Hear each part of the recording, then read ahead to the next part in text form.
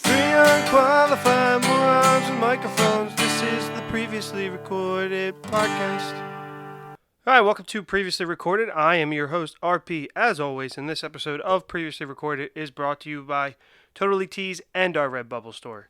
Check out our Redbubble store in the show notes, or just search Previously Recorded on Redbubble and all of our options will come up. Though recently was added is a I'm a Little Burger Boy sticker decal, so pretty cool. But check that out. Link is in the show notes. And then, as always, reach out to Jack from Totally Tees for all your t-shirt needs. So, today's episode of Previously Recorded is a solo one. And it's one that I figured I would do with the release of Fantastic Beasts, The Secrets of Dumbledore coming out.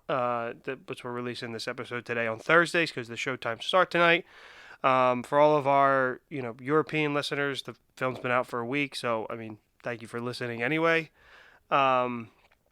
But yeah, I figured I would just recap the first two movies so you don't have to watch them, or just a quick refresher before you go into the movie this weekend. Because, the first one's enjoyable. Second one's pretty long and sometimes tough to get through for some obvious reasons. But before we get to that, just quick news update. We are, I think, we're just under 100 days for Thor, Love and Thunder, and we still don't have a trailer yet, which for most people, it doesn't really matter, but that's the shortest amount of time between release and a trailer. Like, some people are making a big deal out of it. I don't really think so. I think it's now kind of the way to do things for marketing. This is a familiar character that people love, and so marketing budgets are now being kind of turned with COVID, the way that people don't go to the theater. Is they're waiting until they get closer to the movie to really start to spend some of that marketing budget. So that's what I really only think it is. Some people have theorized that the movie's going to get pushed back or that there's some issues, and no, I don't think that's the case. Somebody who does, like Chris Hemsworth's dub, or somebody else in the line, says that the trailer is complete because he did his dubbing in another country for Hemsworth. So the trailer is done. It's ready. So maybe by the time you actually hear this episode, it'll be out, and this is old news. But since we cover Marvel all the time, it's just one of the things I wanted to bring up that I found kind of interesting and wanted to share. And in case people were worried, I'll calm you down. Did want to plug a movie. I saw Everything Everywhere All at Once, and it was fucking incredible. It is beautiful. It is funny. It is genius. It is filled with fantastic performances by Michelle Yeoh and Ke Huy Quan, who you guys will know as Short Round from Indiana Jones and the Temple of Doom. Absolutely amazing in it. This is his first movie in 20 years. Really, really, really fucking good. You guys should go see it. And that's my plug for this week. Another thing, this past weekend, Sonic 2 opened, and it's the biggest opening weekend for a video game film of all time. It opened to $71.2 million, which was about $20 million more than the original. And we saw it. Me and Audra saw it. And I enjoyed it. It was a little bit longer than it needed to be. Some scenes could have been cut. But it was super enjoyable. Everything you loved about the first one, they kind of just doubled it up on here. I did think the first one was better. But this was a nice sequel, and I'm looking forward to seeing more in the world. Knuckles was great. Tails was kind of useless for most of it. And Robotnik was funny. But I know they're building it out on Paramount Plus. Like, Knuckles is getting his own show. They're doing something else on there. But that's, if you haven't seen it, go see it. It's a great family movie. We're coming up with the Easter holiday. If you're not going to go see Fantastic Beasts, maybe take your family or your kids to go see Sonic 2, because I enjoyed it. So did producer Audra. But that was crazy just how much money it made. Good for it. It's lighthearted, good fun, a lot of funny moments. Idris Elba's great as Knuckles, and it is tough to make a video game movie. Like, they always flop, or they're not really that good. Like Assassin's Creed, I never saw, but I heard it was awful. The Hitman movies, I think, are okay. Prince of Persia, some people do like it. It's just really tough to make a video game movie, but Paramount has found a way with Sonic. So that was some news. And then Brie Larson has been cast in Fast and Furious 10. who knows what, but this was announced on Vin Diesel's Instagram page over the weekend, with a picture of them two and the caption, "Yeah, yeah, yeah. You see this angel over my shoulder cracking me up. You say to yourself, that's Captain Marvel. Clearly there is love and laughter in this image. What you don't see, however, is the character you will be introduced to in Fast 10. You have no idea how timeless and amazing she will be in our mythology. Beyond her beauty, her intellect, her Oscar, haha, is this profound soul who will add something you might not have expected but yearned for. Welcome to the family, Brie Larson." The fuck? Like, Vin Diesel's posts are insane. Like, when he called out freaking The Rock to come back, like, I don't know, whatever. Who cares? But these movies are insane, and Brie Larson has joined the cast. I mean, the last one was fine. I like Brie Larson in Captain Marvel, and Momoa joined as the villain, which I think is awesome. So, yeah, that's kind of all the news I wanted to share. Again, this is a solo episode of me kind of just recapping the events in the Fantastic Beasts movies, for people so they can go see it this weekend and have a quick refresher if you haven't had time to watch the movie. So, we are here to discuss Fantastic Beasts and where to find them.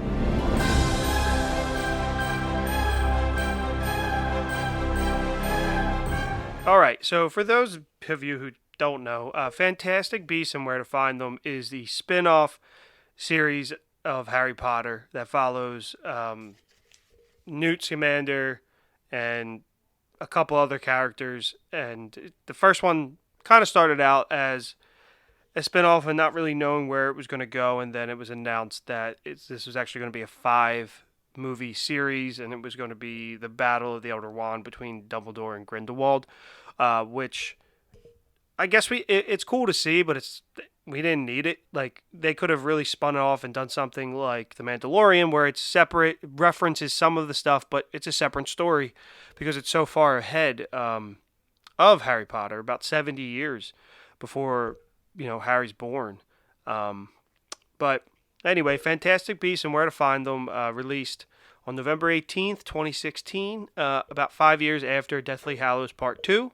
It was directed by David Yates, who did Harry Potter and the Order of the Phoenix, all the way through Deathly Hallows Part 2, and written by J.K. Rowling. This was her debut in, screenwriting and writing a movie, which she's written 7 really good novels, so you would think this kind of wouldn't be too hard for her, but that is what kind of happens in the second one, where she tries to fit too much information into a 2.5-hour movie where she doesn't have, 800 pages to tell a story.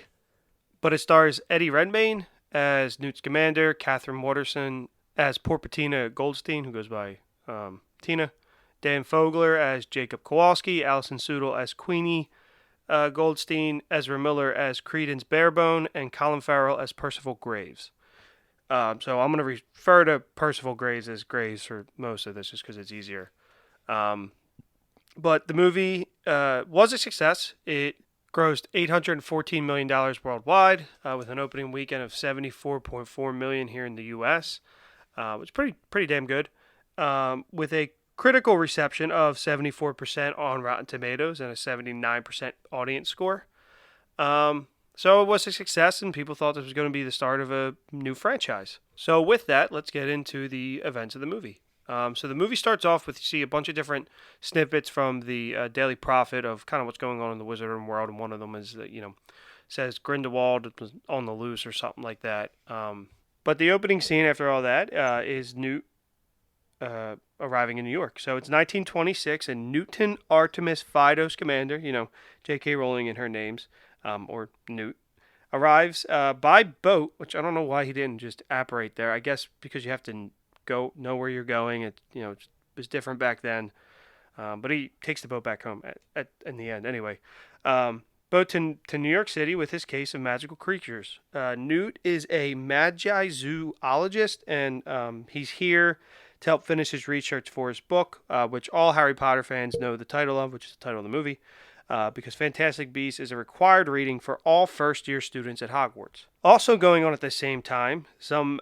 invisible magical creature is wreaking havoc on New York. and no one really knows what's going on. The Nomaj, which are the Muggles, think it's a gas explosion, but then Percival Graves arrives on the screen, which is Colin Farrell, and we later find out that he's an Auror for MACUSA, which is the Magical Congress of the United States of America.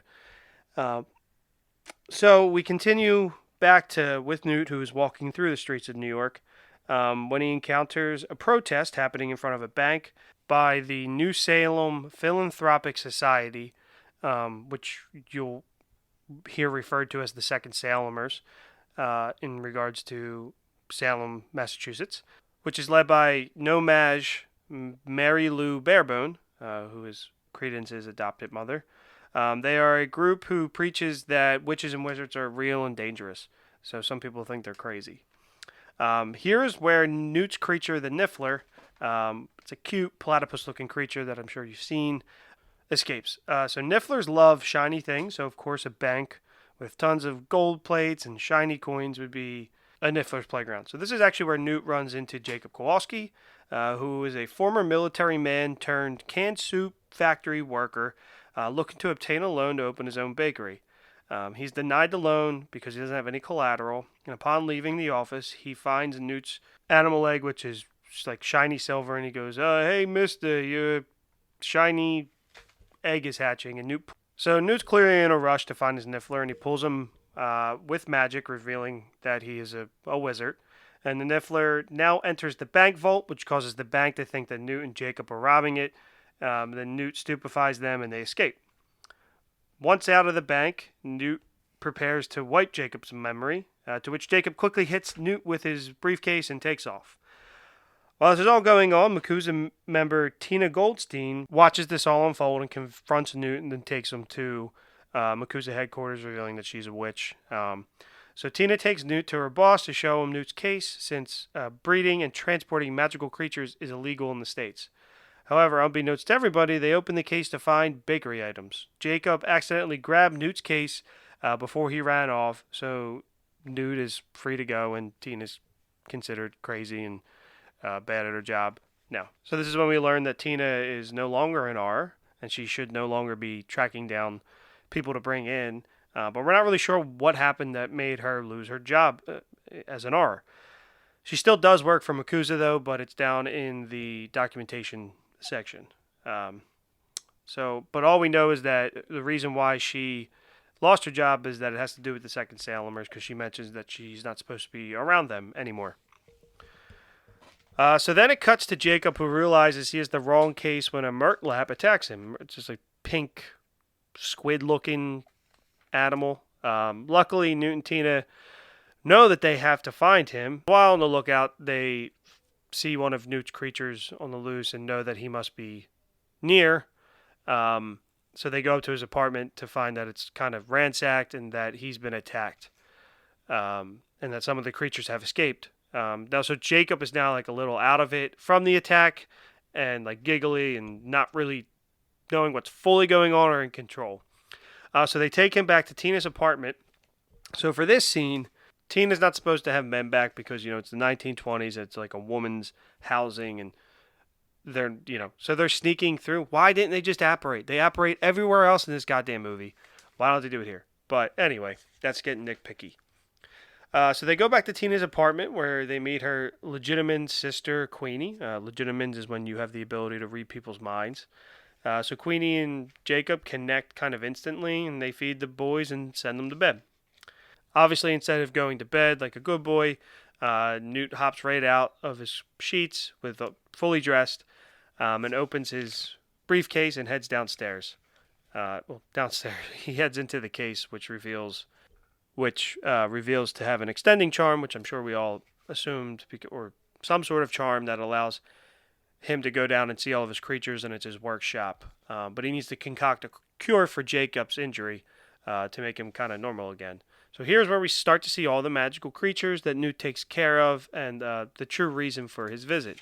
Newt is taking care of these creatures and writing books about them to help the wizarding world understand these creatures better, and not only to protect them, but to know the benefits that some of these creatures have, and some of the healing powers that can come from their venoms or things that they produce, because he like throws this creature at him that turns into, it looks like a big bat or big flying stingray or something, called the Swooping Evil, that produces a venom that Newt believes, if properly used and diluted, could be quite useful, just to remove bad memories.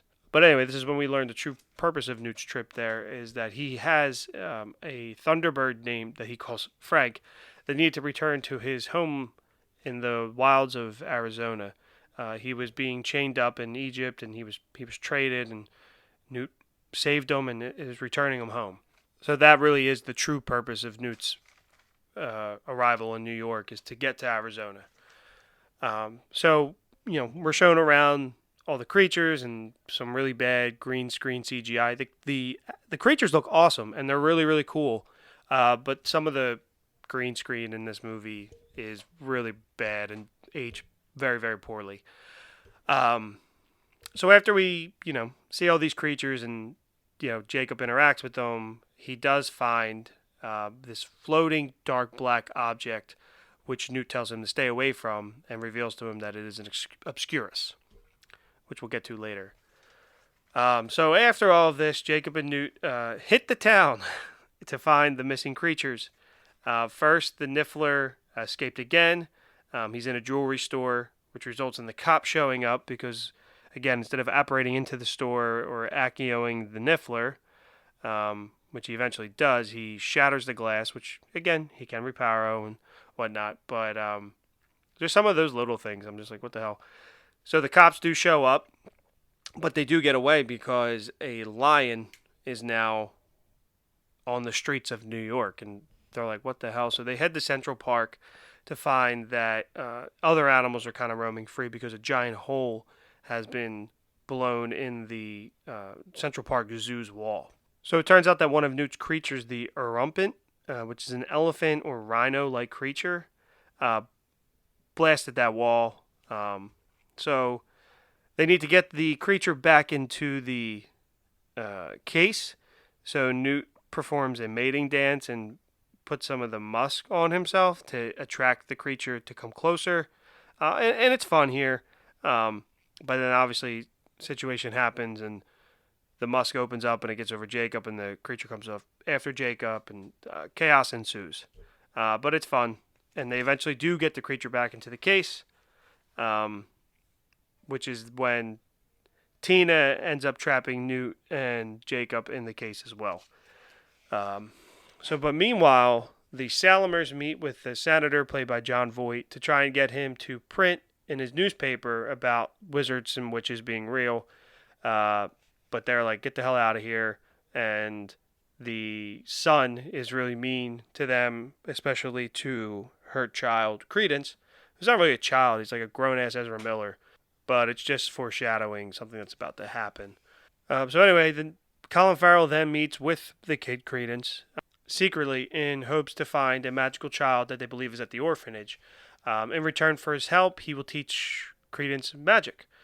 Credence wants to use the magic against the orphanage leader, Mary Lou, who's the head of the Second Salamers. It's unsure if she's adopted or he just takes that last name because she takes care of him in the orphanage. It doesn't really matter. But since she abuses the kids and it's a unsafe place, we see these two interacting, and you kind of get this vibe that Graves is giving off this vibe that he's not exactly who he's perceived to be.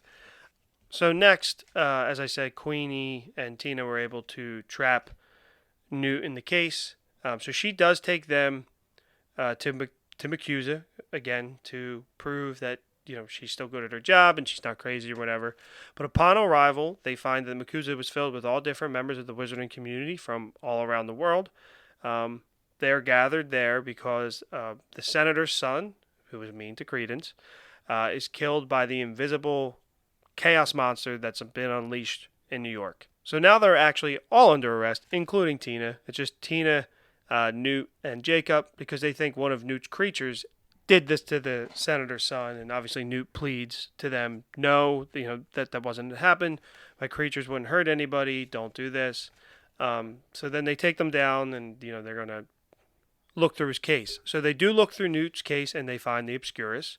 And this is where we learn what an Obscurus is. So an Obscurus is created when a young witch or wizard oppresses their magic and pushes it down for fear of being prosecuted, like in the Salem witch trials. When that magic is, just oppressed and pushed down and not given the opportunity to grow, it creates this creature, this thing that needs to be released that's uncontrollable.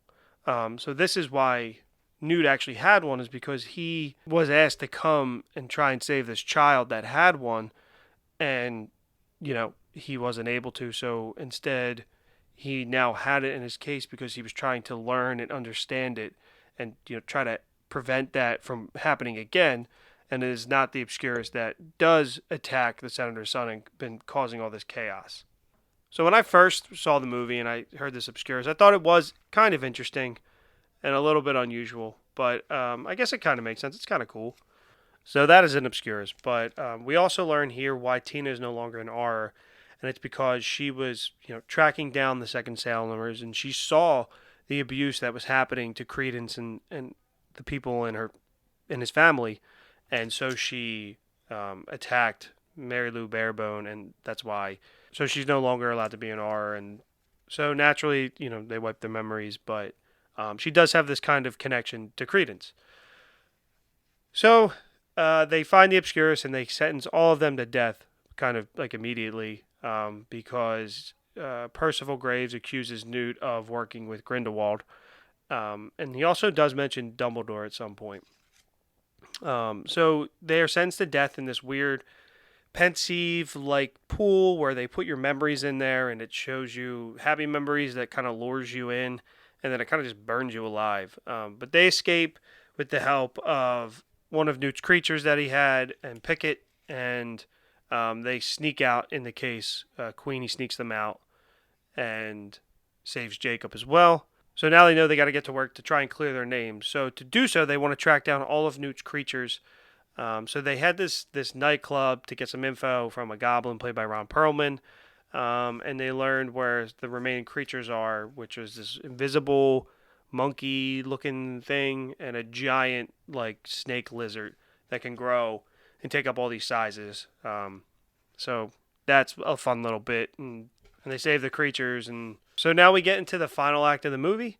All the creatures are home safe, and he invites Tina and Queenie down to his, where he takes care of all of them and shows the Thunderbird and why he's actually here. And we learn of Lita Lestrange, played by a picture of Zoe Kravitz, and then we also learn of Ilvermorny, the American magic school that Queenie and Tina attended. And if you are a fan of Harry Potter and have been on Pottermore, there's an option to place yourself in an Ilvermorny house. I was placed in Thunderbird, which is like kind of the equivalent to Gryffindor, which I am a Gryffindor, so makes sense.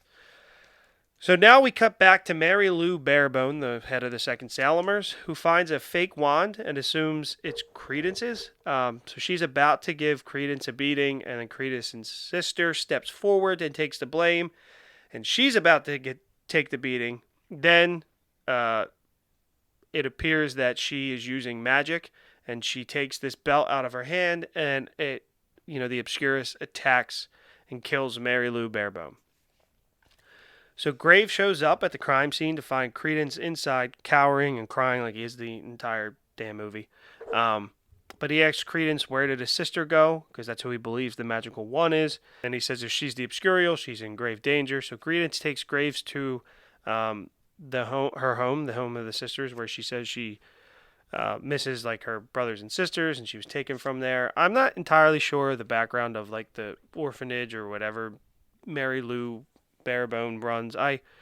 It's not really important, but she's not actually related to Credence, but so he takes them there, and Graves has what he wants now. He has the girl, and so he calls Credence a squib, which is somebody who comes from a magical family but has no magic ability, and calling him unteachable, and says he's done with Credence. So he has fulfilled his need, because like I said, because he has the sister. But here's when it is revealed that Credence is actually the Obscurus. So he is now unleashed on the city again, fully visible, and creating so much chaos and and damage. So Graves tries to calm him down and control him because he wants the Obscurus for his own, needs and wants and personal gain. And then also Newt, Queenie, Tina, and Jacob try and fight Graves and save the city, which leads to a final showdown of Newt, Graves, and Credence / the Obscurus in the subway.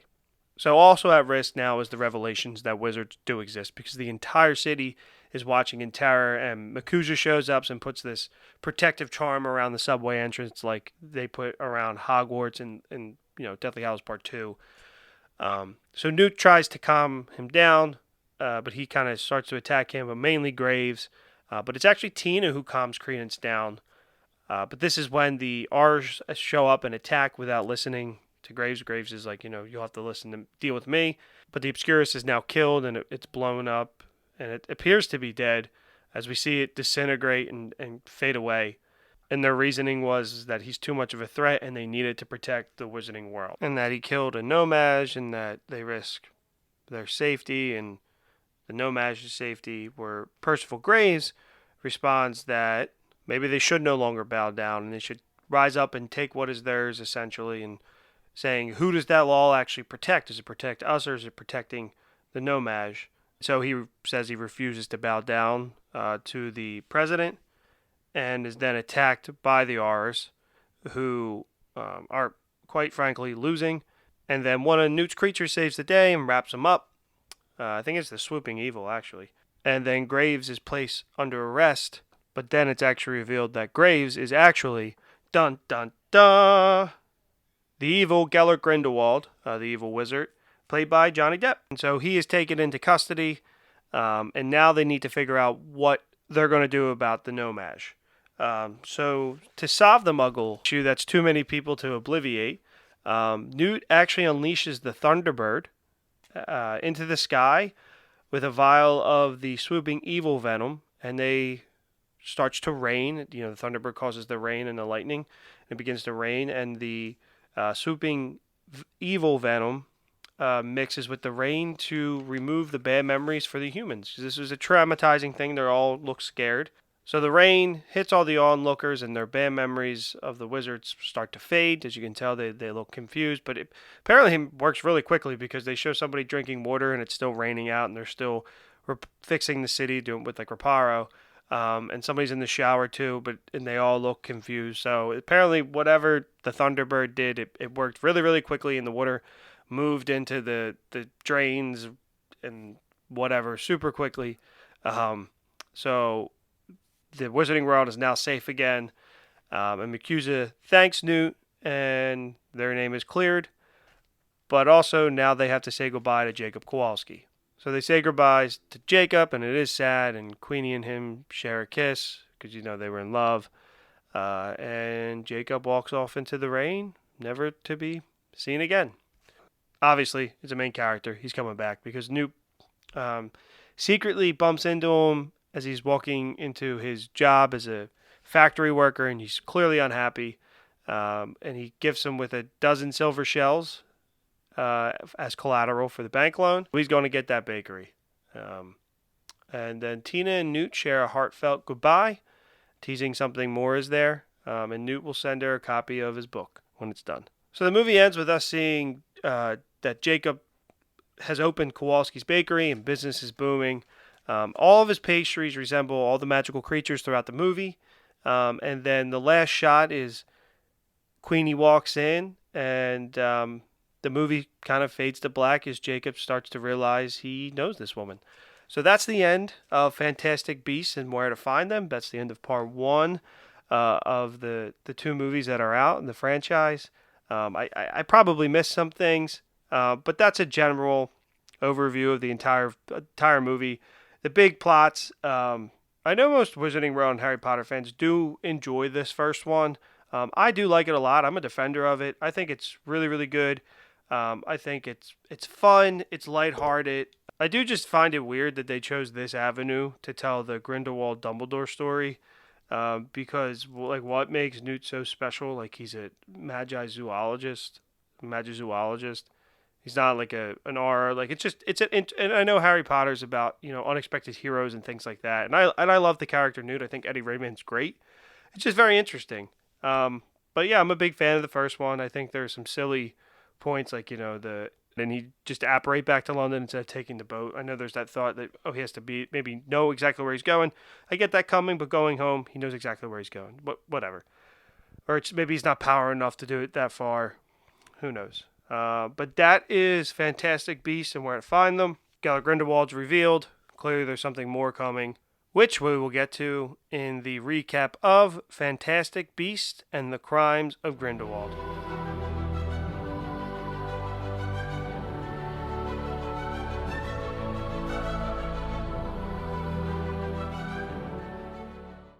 All right, so Fantastic Beasts and the Crimes of Grindelwald picks up a year later at the American Ministry of Magic. All that time they spent explaining MACUSA and what MACUSA was, it immediately is gone in a title card reference in the beginning of the film saying the American Ministry of Magic, though the screenplay does say the American Ministry of Magic, home to MACUSA. So I don't know what the hell's going on. But we are here because Grindelwald has been captured, as happened at the end of the first film, and he's being transported from New York to London. Obviously, he escapes here in a pretty cool scene where it turns out that Grindelwald actually switched appearances with one of the good guys from the first one, who he converted, who was an agent of MACUSA, and so it was actually him in the cell the whole time, and Grindelwald was on the loose as this agent. So again, he was playing an American MACUSA Auror. So Grindelwald escapes, and that's how the movie starts off. So then we are now at the British Ministry of Magic about 3 months later, where Newt is getting recruited by the ministry to help his brother track down Credence, but Newt turns it down. The ministry then revokes Newt's travel documents, and Gunnar Grimmason takes the job, though they all look pretty upset that he did take the job. So now Queenie and Jacob show up in London, and because Jacob's acting all freaky and like sort of out of it, Newt suspects that he's under a love spell, and so he actually is, but not because he doesn't love Queenie, because he does, because once she walked into the bake shop, he got his memories back. And since the potion only wiped away bad memories, he still had recollection of the good ones. So he does love Queenie. However, he refused to marry her because of the magic laws that say that witches and no-maj cannot be together, or muggles can't be together. So she puts that spell on them so they can get married. And they come to London looking for Tina. Which Tina thinks Newt is engaged, but due to a newspaper screw up where there was a picture of Newt, Leta Lestrange, and his brother Theseus, where it says Commander engaged, and I don't know why really Newt's even in the picture. He's the best man apparently, but Leta's actually engaged to his brother, which is kind of based on some of the past we alluded to in the first movie.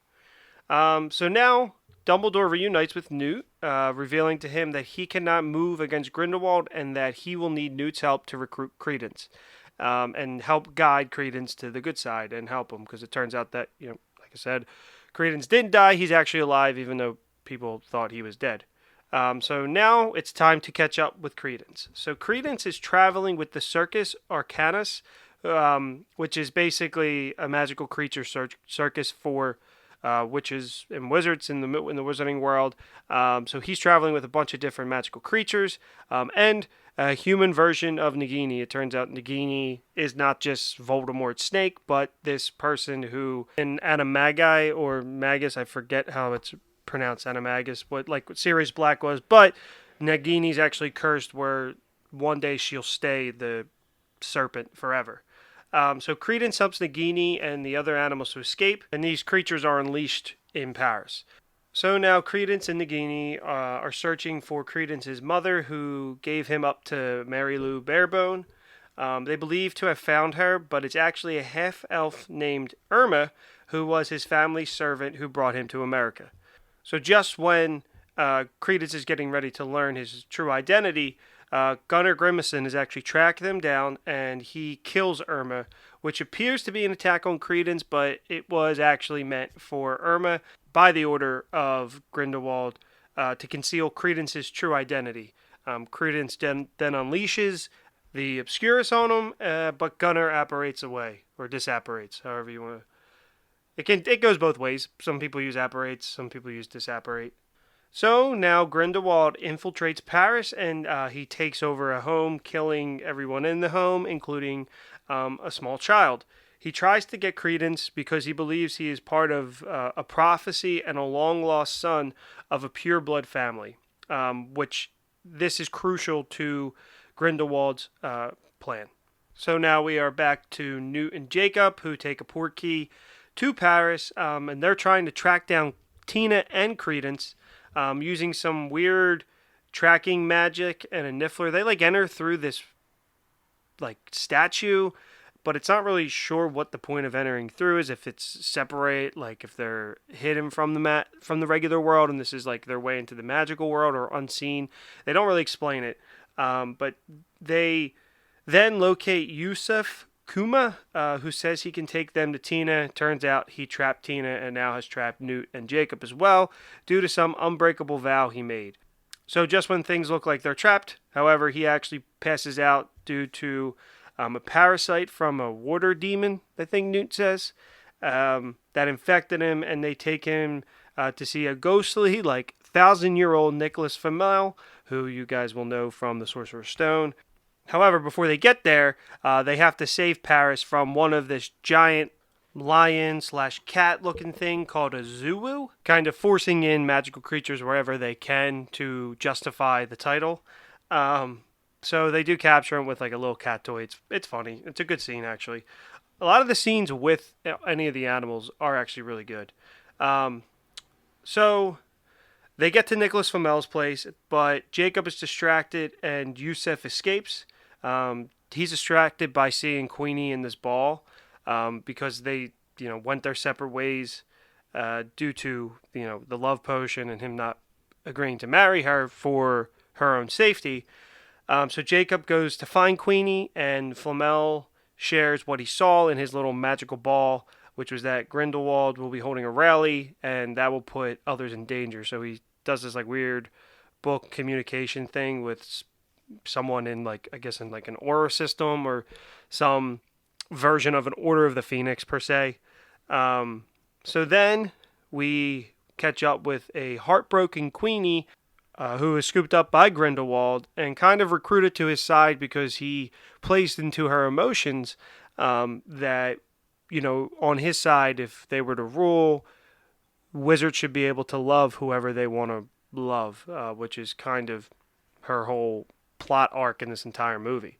So now back to Newt and Tina. Newt tries to explain to Tina that it wasn't him who was engaged, but can't, just because he's super duper awkward. Then Grindelwald begins to attack the city with these giant black drapes, which, how are the muggles just is this okay? This is normal? Again, I don't know if they're inside that statue Newt enters, and that's the non-magical, or non-magique, as Grindelwald says later in the movie.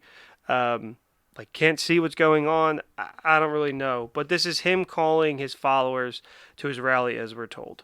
Now we jump to Hogwarts, where we see that Dumbledore is teaching Defense Against the Dark Arts, which all Harry Potter fans know. He taught Transfiguration, not Defense Against the Dark Arts, but this is where it happens. Dumbledore is confronted by the Ministry, where he, like I said, he's teaching Defense Against the Dark Arts, and we also meet a younger Professor McGonagall, which, in terms of timeline, she's not at Hogwarts in 1927 yet as a teacher, but that's just one of the canon. It's not that big of a deal, but still, a canon is a canon. Respect it, especially since the person who created it and brought up this world is making these changes. Anyway, whatever. They try to recruit Dumbledore to help fight against Grindelwald. He tries to explain to him that he can't but without going into too much detail.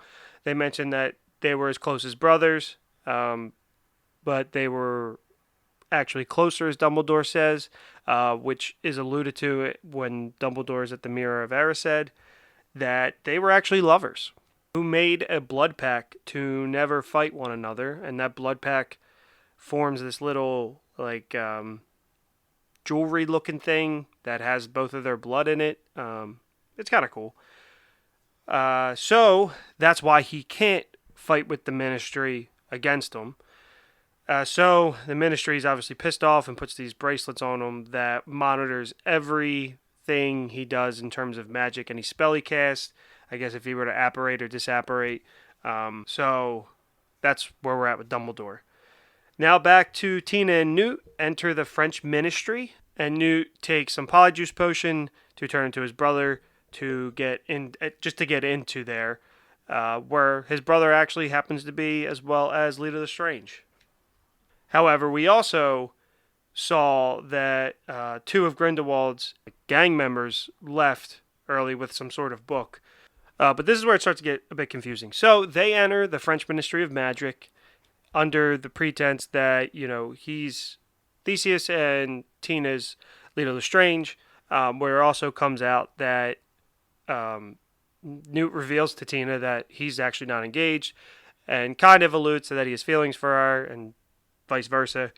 But then the librarian quickly is onto them and realizes that, they're not who they say they are, and gets these weird cat things. And then Lita Lestrange throws up.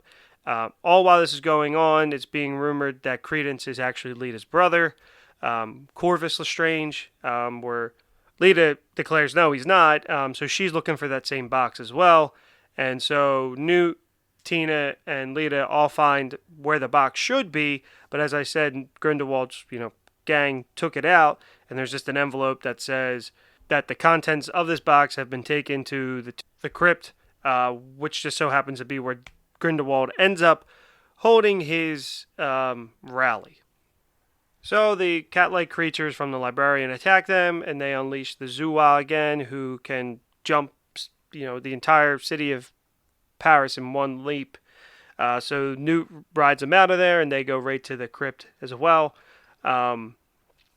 Again, kind of just forcing in those magical creatures where they can to justify the title. So, all right, buckle in, because this is just going to be a lot.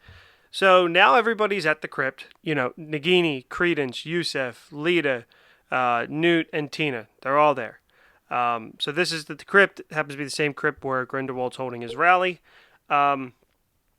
So Yusef reveals that he is carrying out his father's Mustafa's request, this is the unbreakable vow, to avenge his mother Lorena and kill the person Corvus loved the most. So Corvus Lestrange, Lita's father. So Corvus took Yusef's mother Lorena under the Imperious curse and had a baby with her. And Lorena, Yusef's mother, died while giving birth to that baby, and that baby was Lita Lestrange. So she's actually Yusef's half-sister, but Corvus was a bad dad, so this isn't who he loved most, which was the unbreakable vow Yusef made to kill who Corvus loved most, instead of just killing Corvus himself, which would have made more sense. But it was the next child, his son Corvus the Fifth. So Corvus the Fourth is the dad, Corvus the Fifth is the son. So, Corvus the Fourth, Lita's dad, knew that somebody was after his son, so he put his son on a boat with Lita, sailing to America to escape Mustafa. So, it's then revealed that Credence is Corvus the Fifth, and so Yusef prepares to kill him. Now, even more is revealed. And explain some of the demons that Lita has been battling in this movie. So Lita reveals that she unintentionally caused Corvus the Fifth's death, her brother, and how she did that was that a very young Lita couldn't stand that her baby brother just continued to cry and cry and cry while they were on this ship to America. So she switched her baby brother with the infant in the room across the hall when the ship was needed to get evacuated, because it turns out that this ship ends up sinking, which is why Yusef could never find Corvus. He thought he was dead, blah, blah, blah, blah, whatever. So right before they evacuate the ship, Lita puts the baby in the other room because she just couldn't stand it. She just wanted to escape the crying for a little bit, which it just seems even more sinister the way it's done. It could have been done better, I thought. And so she switched Corvus V with another baby. The other infant ended up being Credence. So that's why Lita knows that her brother Corvus V is actually dead, because this baby that she switched with and was given then to Mary Lou Barebone, who ends up being Credence, isn't actually a Lestrange. So more tragedy though. The ship sunk and Corvus V died on one of the escape boats. So this is one of the more messy and complicated story points that didn't need to be a twist, because it was like a double twist and it was just kind of confusing. So Credence isn't a Lestrange. And this also explains a scene earlier in the movie while Lita was at Hogwarts. Her boggart turned into this white floating like linen. And so that was supposed to be her brother baby Corvus drowning, which doesn't really make sense because she technically never sees what the baby looks like drowning, but whatever. So Credence is just a nameless orphan. So I know that part is complicated. So basically, Yusef thought that Credence was Corvus the Fifth when he's actually not, because Lita switched Corvus the Fifth with the baby, who ended up being Credence. So Lita's brother died, Credence survived, who is not a Lestrange. So Yusef's unbreakable bond is gone, and now Credence is whiny, saying he's a nobody, which his lineage doesn't make him who he is. I mean, he's lived a full life. He's kind of like a grown man. But that's the whole point of Credence's story, is trying to find out who he is and explain his magic. So now we are all conveniently at the Grindelwald rally as Newt realizes everything was part of Grindelwald's plan to get everybody there. Queenie to get Jacob and Tina there, and Newt also kind of with that, and then to get Credence there with thinking he's Lestrange, so Grindelwald knows Credence's true identity. So Grindelwald tries to recruit as many witches and wizards as he can to control the world and rule the Muggles. And one of the things he uses this weird like skull bong thing that he takes a hit out of, and it ends up showing the next war, which is World War II. So he's saying that the wizards need to rise up and help prevent this from happening, because the Muggles, with their technological advances and their need for war, that the wizards can't do anything except sit back. And this is his plea to get people on his side to step up. You know, he has more nefarious things at play. He just wants to control, but this is, you know, kind of hitting on the emotions and using wizards against Muggles. So as I said, Jacob reunites with Queenie. He's excited to see her, and Queenie, you know, as I said, wants to be able to love whoever she wants. So she is on Grindelwald's side, and she's trying to persuade Jacob that this is the right way, because they should never fear and be able to love whoever they want. So after Grindelwald made his speech, the Aurors show up, and, you know, Theseus tells them don't attack. It's not illegal to listen to him. But an Auror ends up killing a wizard for kind of motioning towards him, and this just ends up helping Grindelwald's point. But also at this point, when Grindelwald is down over the body, it turns out that a Niffler had escaped Newt's bag once again, as it always does, and stole the blood pack from Grindelwald, which we learn in a little bit. But he's crawling around Grindelwald, and that's what he ends up doing, is he ends up stealing the blood pack from Grindelwald, who doesn't even know. So now Grindelwald is saying, everyone get out of here, and he begins to attack the Aurors with this blue, fiery magic. So Jacob pleads Queenie to not take his side, but she does anyway and walks through the fire, and Jacob's just like, you're crazy, I'm not doing that. This is the wrong thing to do. Some Aurors are being killed by this fiery magic. All of Grindelwald's followers walk through, like from his main crew. all of them survive except one who, I guess this fire is like if you're not truly on his side, you can't come through. And then finally, Lita walks down and acts like she's going to join him and looks right at Theseus and Newt standing next to each other who have been battling off this blue flame. And she says, I love you. That's the twist is kind of who is she saying it to? You don't really know. And then at that, she tries to attack Grindelwald. She's actually not joining him. She tries to attack him. And it's a weird scene because she just like does like two things and then just like stands there and then he just kills her, which sucks because we don't. I liked Zoe Kravitz and I wanted to see more of this character. Obviously, we're not going to get it. Maybe we'll get more backstory, but so she is dead. And now Credence walks through the blue flame as well as Nagini pleads to him, no, you're more than just a name. You don't need to know that. And he says, I gotta find out. And, Grindelwald's persuaded him to his side. And then Grindelwald says to Credence, this has all been for you. And then at that, Grindelwald says, I hate Paris, in a really cringy line that I think is not needed because it's an emotional moment. And it's supposed to be funny, but it's not at all because this is a pretty serious moment in the movie. And he apparates out, and then this blue fiery dragon is about to destroy the city. And then Nicholas Flamel unites them all and tells them, stick your wand in the ground. And they do this Finite spell, and it ends up killing all the monsters. Again, I think this was just a fiery dragon to kind of play into the Fantastic Beasts kind of thing. It's like not a real dragon, it's just made out of fire. So then they save the city from being destroyed. And then Newt, who has said, I'm not picking a side in the beginning of the movie, turns to Theseus, hugs him, and says, I've chosen my side. It's a nice moment between the brothers. And also at that point, the Niffler comes kind of limping into the scene, and Newt's like, oh, what you got there? And he reveals the blood pact.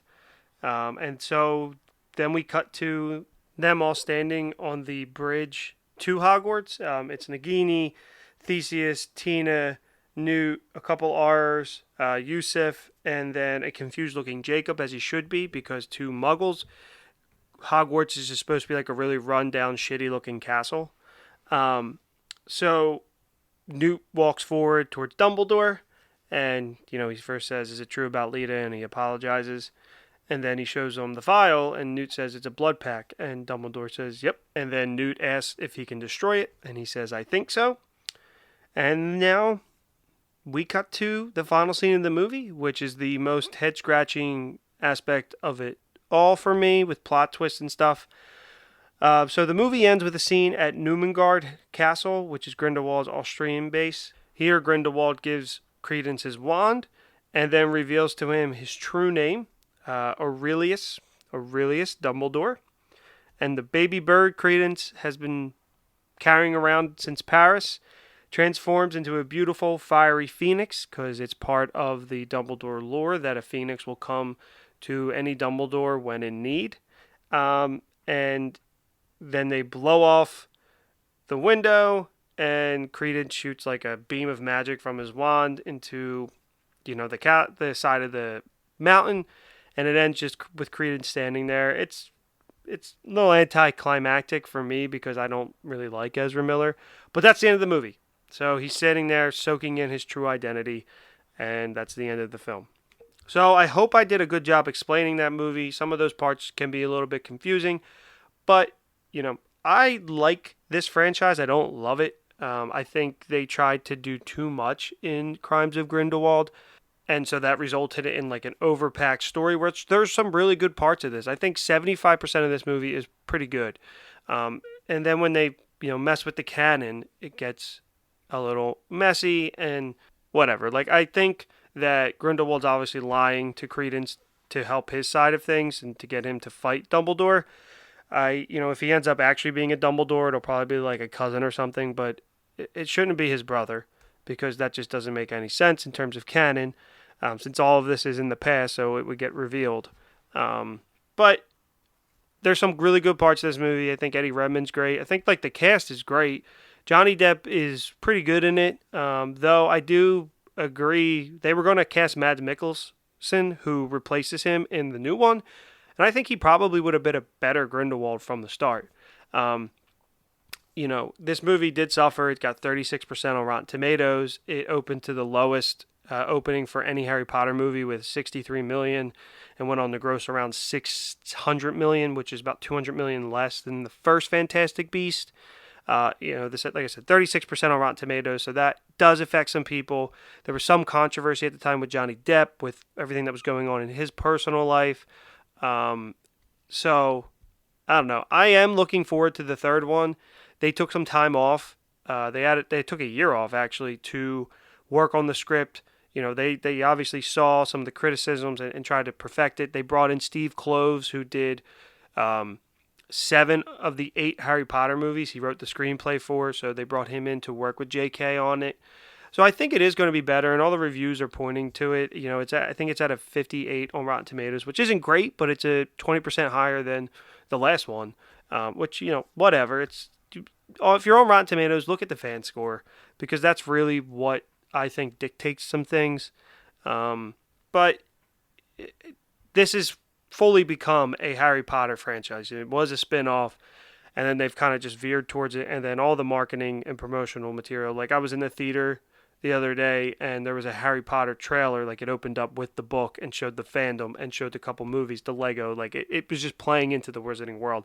So they're really trying to get people to come and see this movie, and it's also been stated that they're waiting to see how it does in its opening weekend and how much money it makes before greenlighting 4 and 5, because it's supposed to be a 5-movie thing.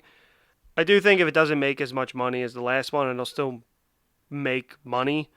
But we'll still get a 4th one. I think we'll just get 4 instead of 5, and that'll be the end of the series. Even if it ends up on HBO Max, I don't know. But just lower the budget for it. It's a $200 million movie. Make it a little bit more affordable, and it becomes a little bit more profitable, because there's an audience out there for anything Harry Potter. Like I said, I'm looking forward to this one, and I didn't love the last one. But they're like fun movies in the Wizarding World. I just kind of wish they would do something like The Mandalorian, like veer off and kind of maybe mention some of this stuff or reference some of it. But I don't know. So I hope that this was a good refresher for you guys about what's going on in the franchise. I hope it wasn't too convoluted or too heavy into the story, but that's kind of everything you need to know about the first 2 movies to follow along with the movie that comes out, tonight if you're seeing it Thursday, or this weekend. So go see it if you can, if you want to see more of these movies, because that's the only way we're going to get more. So I think that about does it for me here. I just wanted to kind of recap. I like to do some of these episodes. I hope you guys like them too. And as always, remember to rate, like, and subscribe. Have a great Easter holiday or Passover holiday, whatever you celebrate, or just a great weekend. And remember to rate, like, and subscribe. Check out the Instagram, check out the Twitter, and just have a good one, guys. All right. Thanks for listening.